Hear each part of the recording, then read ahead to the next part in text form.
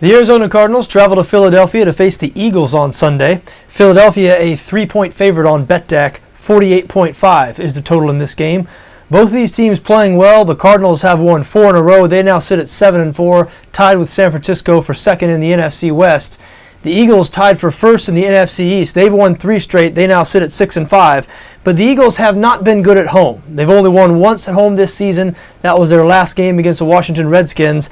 And they've only covered 6 times in their last 27 home games. So I'm not sure if home field advantage is much of an advantage for Philadelphia in this game. But I do have an Eagles lean here. I'm just not sure the Cardinals are quite as good as people give them credit for right now. You look at their recent 4-game winning streak. They've beaten Jacksonville, Houston, and the Atlanta Falcons, 3 teams who are tied at 2-9, the worst record in the NFL. They also beat the Indianapolis Colts, who are leading the AFC South, and they will be a playoff team this year, but the Colts have really been struggling ever since they lost leading wide receiver Reggie Wayne. They are definitely a team trending downward. So I'm just not sure if that 4-game winning streak is quite as impressive as it appears to be at first glance.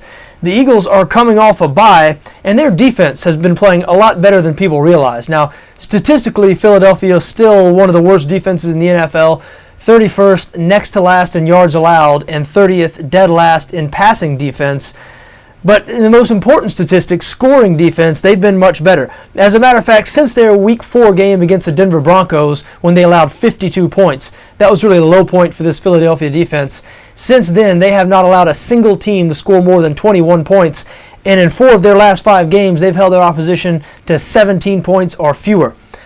Arizona does not have a particularly good offense. Now, they've been playing a little bit better in this 4-game winning streak, but as I said, the opposition has not been very good. They can't run the ball, and rookie Andre Ellington questionable for this game. Carson Palmer has been playing a little better recently, but still, the Carson Palmer that we've seen over the last few seasons is not comparable to in his prime Carson Palmer. And even though I do expect him to have some success in this game, and I think the Cardinals, they'll probably end up with 280 passing yards and maybe close to 400 total yards, be very surprised if they score more than 17 to 20 here. And I just don't think that'll be quite enough to get the job done.